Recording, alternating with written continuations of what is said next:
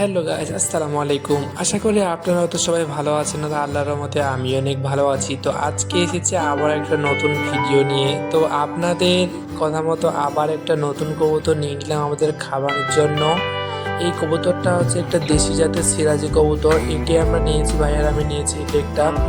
তো তার মধ্যে আমাদের টুসু হীরাগুলো বাইরে কত সুন্দর খেলা করছে দেখুন। আর ওদেরকে আমি একটু গম, সরষা এবং কিছুটা সূর্যমুখীর বীজ তাদের একসঙ্গে মিক্স করা ছিল, ওগুলো খেতে দিলাম।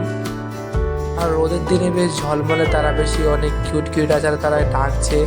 তো যে লাল দুটো সুন্দরী নিয়ে আসছিলাম ওগুলো ছেলে মেয়ে আমি ঠিক কনফার্ম বুঝতে পারছি না, কিন্তু যেগুলো হচ্ছে সিরাজি টুসু আছে, টুসু এবং ইরা ওরা দুজনে একদম কনফার্ম ছেলে মেয়ে। কিন্তু এটা একটা নয়, এটা একটা কবুতর নিয়েছি, সম্ভবত এটা একটা মাদি কবুতর। দেখা যায় ইনশাআল্লাহ পরে কয়েকদিন পর বয়ে যাবে।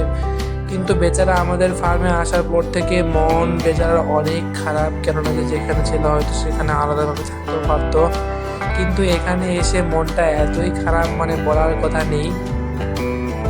আর আমাদের টুসু এবং ওরাও সবারই মন খারাপ, কেন জানি ফার্মে নতুন কবুতর নিয়ে আসলে কবুতরগুলোর মন হয়তো একটু খারাপ হয়ে যায়।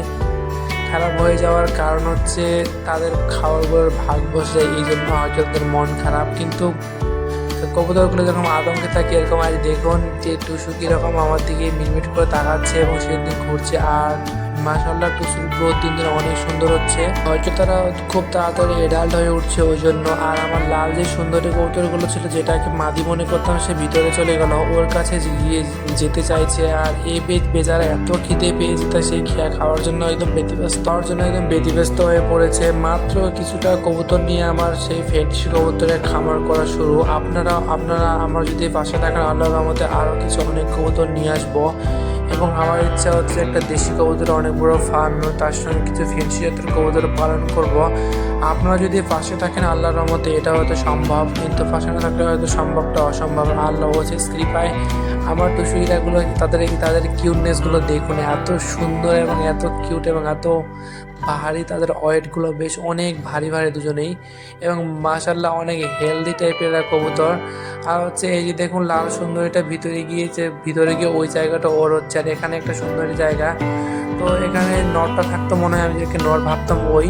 তো হচ্ছে ওরা ওই জায়গাগুলো মানে একদম দখল করে নিয়েছে, কাউকে যেতে দেয়নি। এই বাবুটা যেখানে আছে একে একদম ওরা মেরে মেরে তাড়া করছে, কেননা সহ্যই করতে পারে না এটা, ওই জন্য হয়তো। কিন্তু আমি এরকমকে ট্রান্সফার করে নেবো যে দেশি কবুতরের খামার আছে সেখানে নিয়ে যেতে চাইছি। আপনারা অবশ্যই কমেন্ট করে বলবেন এটা ঠিক হবে কি না ওদের জন্য।